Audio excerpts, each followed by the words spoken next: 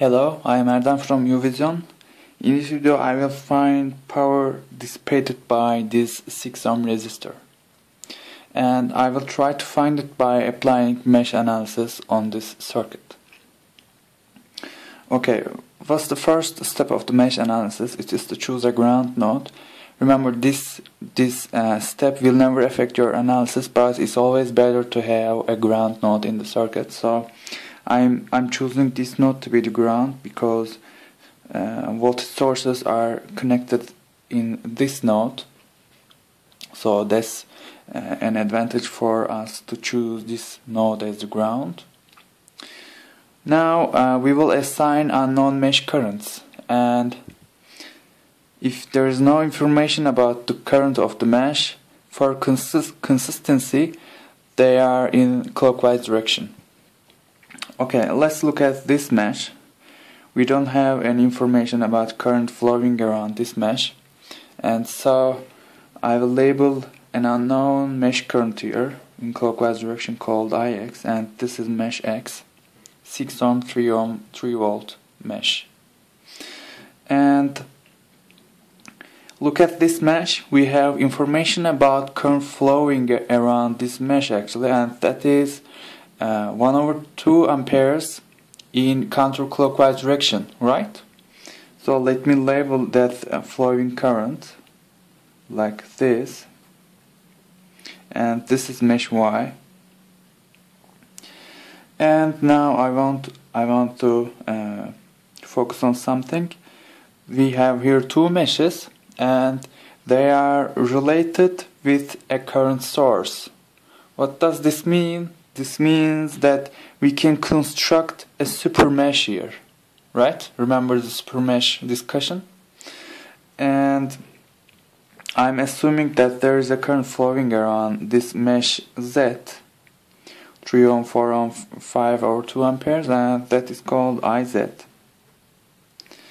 And here I'm writing an unknown mesh current again called IM. This is mesh M. Okay, and my super mesh is this mesh.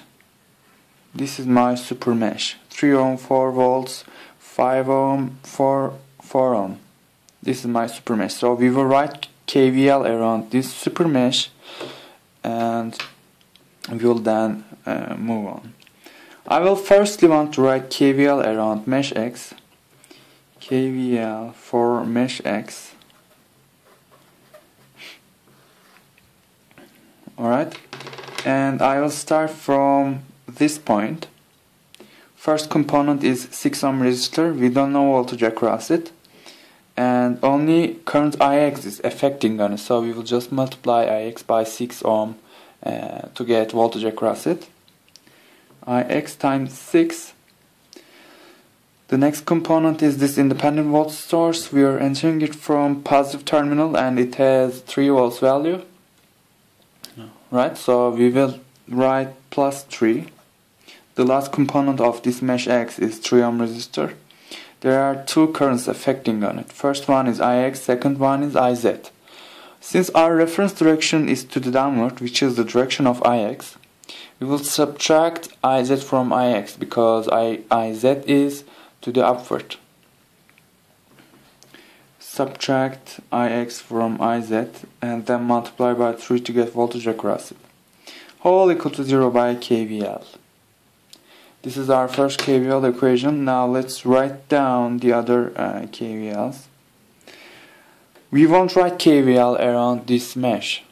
Why? Because remember our purpose on applying mesh analysis. It was to find mesh currents. Since we know the current flowing around this mesh, we won't write a KVL for that mesh. Now let's write down KVL for super mesh. KVL for super mesh.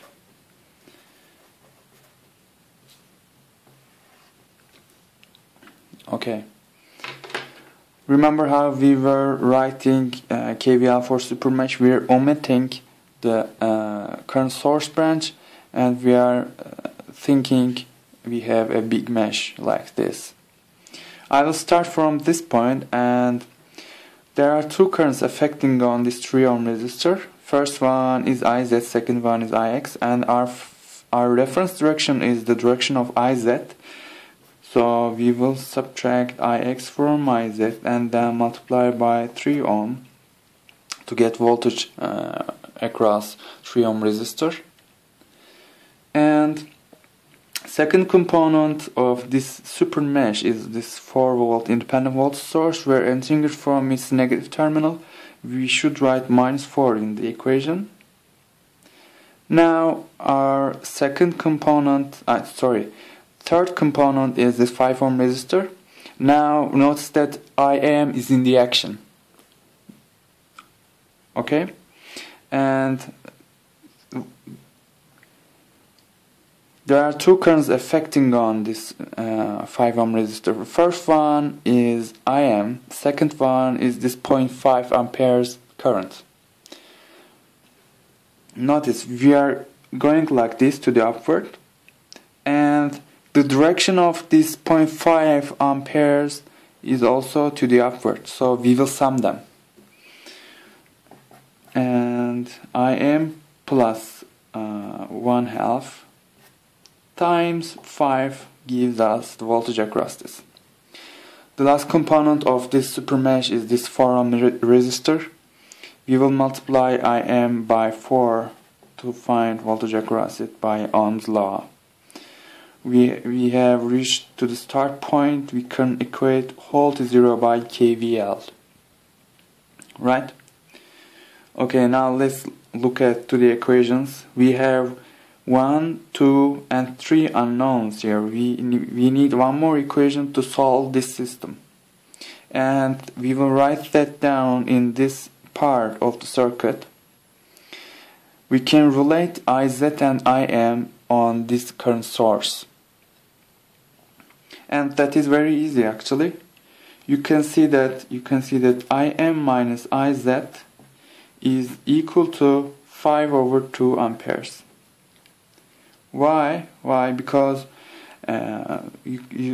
we can see that IM is in the same direction with 5/2 amperes current source, and IZ in the counter direction. If you subtract IZ from IM, we can get the value of this independent current source, which is 2.5 amperes.